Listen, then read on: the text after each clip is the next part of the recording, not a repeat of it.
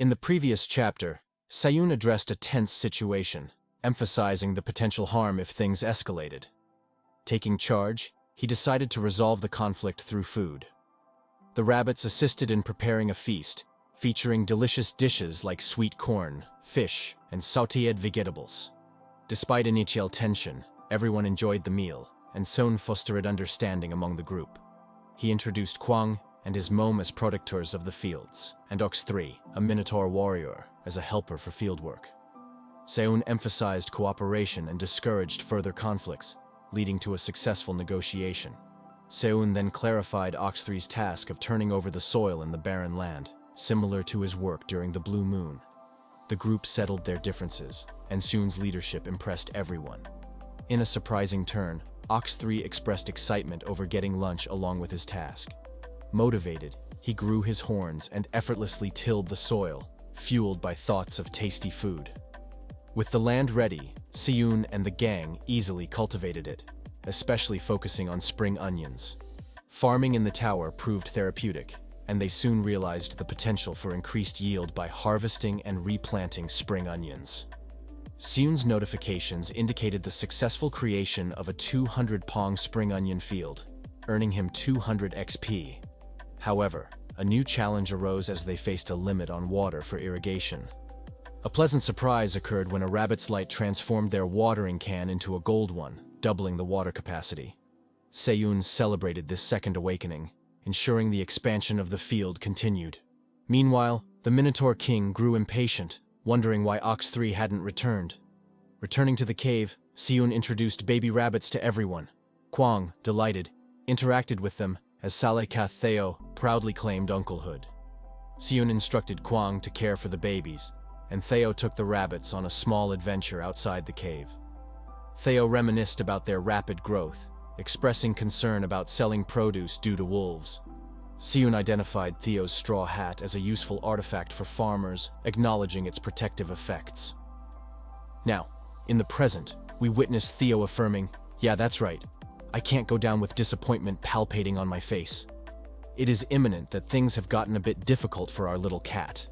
However, unfazed by the challenges ahead, Park, undeterred, assures him that he does not need to be worried, confidently proclaiming that he has a solution to the problems ahead. Stunned by the confident revelation, Theo eagerly inquires about Park's idea, questioning the possibility of a solution in the grim situation. Sejun, in response, proposes an unorthodox idea, questioning Theo about the possibility of hiring freelance mercenaries, suggesting that Theo could hire Wohyonism as a freelance mercenary to carry out the jobs for them. Excitedly, Theo acknowledges this idea, maintaining that it sounds like a great idea to him. As they deliberate, we come to know that only those born in the tower, like wandering merchants, could become freelance mercenaries. It is achieved through an arrangement between the Free Mercenary Association and the Wandering Merchant Association, allowing free mercenaries to use merchant passageways by paying a toll. He further adds that the possibility of hiring non-mercenaries as temporary free mercenaries exists if they are hired contingently as freelancers on a wandering merchant's appeal. Expressing his desire to descend as a free mercenary, Park acknowledges the limitation that only individuals born inside the tower could take up such jobs, like wandering merchants, and Theo appreciates Park for remembering the clauses pretty well. Theo questions whether Ox 3 could be a free mercenary, given his appearance as a monster from floor 99.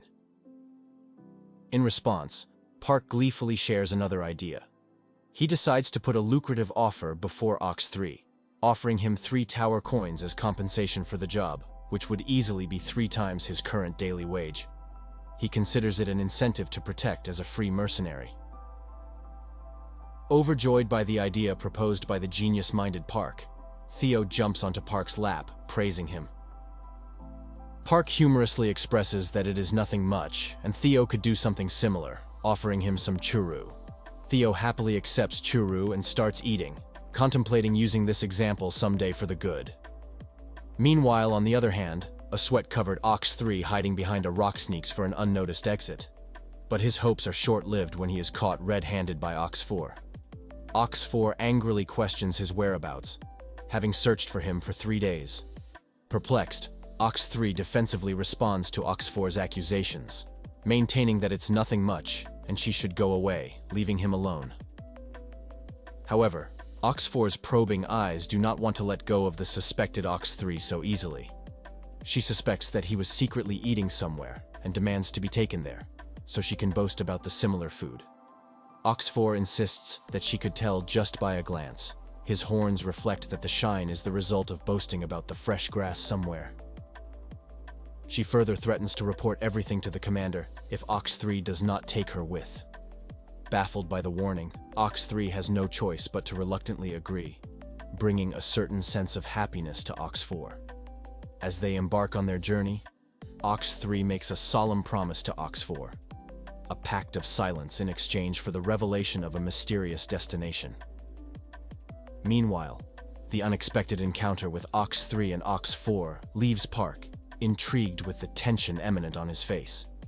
He swiftly inquires about the extra member, questioning the rationale for bringing a friend here, prompting a cheerful introduction from Ox 4 herself. She asks Park if he is the one who offered them food in exchange for digging the place for him. Ox 3, ever the negotiator, requests Park to let his friend join too, explaining that sending her back may bring problems for him, since she had threatened him earlier to bring this into the notice of their leader. Park coldly asserts that there's not such dire urgency to dig the field. Therefore, he is not considering immediate hiring. However, a sudden idea strikes his mind, prompting him to change the stance and let her work with Ox 3 only if she offers a favor to him. In a surprising turn, Park reveals that their crucial wandering merchant, Theo, is in danger from a swarm of wolves. Acknowledging the gravity of the situation, Park proposes a deal to Ox 4. Protect Theo as a free mercenary, and in return, she can earn up to 3 tower coins, thrice the usual wages she receives. However, Ox 4, with unwavering confidence, declines the offer and shocks Park. She then cites that she is in search of food first. The coins are precious but cannot be consumed. Seizing the opportunity, Park sweetens the deal. He makes an offer she cannot refuse: 3 hearty meals a day along with snacks. Ox 4 happily accepts, and Ox 3, sharing the same enthusiasm, expresses his desire to join the same offer. Deep down in his heart, Park acknowledges that the deal is driven by hunger. He is amused by their collective passion for food, so Park decides to pack some provisions for their journey, leaving the 2 Ox over the moon for their first reward of the deal. Ox 4 expresses gratitude to Ox 3 for introducing her to Park, a person who is kind enough to provide them with food. The 2 Ox hug each other in joy, expressing the solace in each other's presence. Park now makes it to his nearby field where he continues to plow the spring onions. He wonders if the gathered bunch would suffice. Meanwhile, Theo inquires if he should load the onions. Park doubts the capacity of her bag, hinting that the onions might be beyond the capacity for Theo. Theo proudly claims that he does not need to worry about the capacity. He then throws the bag at the onions heap, and it magically loads all the stuff instantly. Theo now proudly claims that he has upgraded to a mid-sized wandering merchant sales cat, surprising Park with the revelation of an increased bundle capacity. Noticing the change in badge color, Park playfully teases Theo, pulling his cheeks and urging him to get ready swiftly. Before departing, Park mentions that he has a present for his family, receiving reassurance that Theo knows what to do. As they bid farewell, Park waves, shouting words of care into the distance, and Theo, escorted by the 2 Ox, now looks more comfortable in the expedition than he would have ever been. However, once they leave, the rabbit on Park's shoulder questions the fear that the Ox may not eat our little champ once they are done with the onions. The scene seamlessly transitions to Merchant Valley, a passage residential area for wandering merchants. The valley does not look much different from a busy street in some city, where wanderers pass by carrying their bags on their shoulders. Amidst the hustle and bustle, a wolf approaches Chieftain Elka, offering something to eat, and the chief appreciates its subordinate for bringing the food. However, before boasting about the chicken, the ever-caring chief questions how much is left for the guards, and the subordinate responds that it's the last piece. The chief then turns to the wolf standing nearby and offers the chicken piece. However, Elko denies eating it.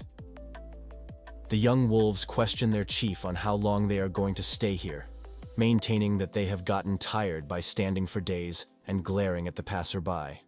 The younger wolves propose that they should turn back to floor 85, where their clan awaits them. This suggestion triggers Chieftain Elka's frustration, and he erupts in anger. He questions Elko's disregard for the starving tribe members on the 5th floor, emphasizing the critical need to complete the commission for rations from Grid. The survival of their tribe hangs in the balance, and Elko's reluctance incites Elka's fury. An apology from Elko follows, with a plea for understanding. Chieftain Elka, still agitated, orders Elko not to anger him further and reminds him of the tribe's dire situation. Elko, now shedding tears, is encouraged by another wolf to consume the precious food obtained from the commission, stressing the necessity to gain strength.